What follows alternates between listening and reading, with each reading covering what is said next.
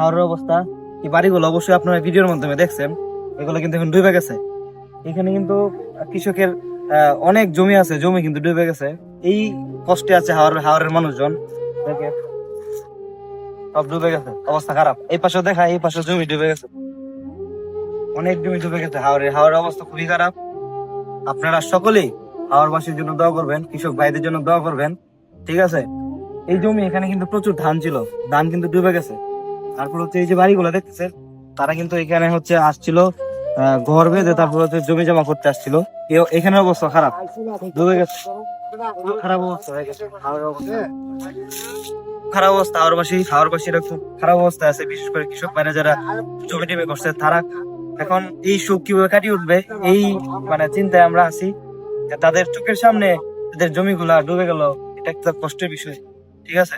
আপনারা হাওরবাসীর জন্য দোয়া করবেন, কৃষক ভাইদের জন্য বেশি বেশি করে দোয়া করবেন। হাওরের অবস্থা দেখে পানি একদম সবকিছু ডুবে গেছে।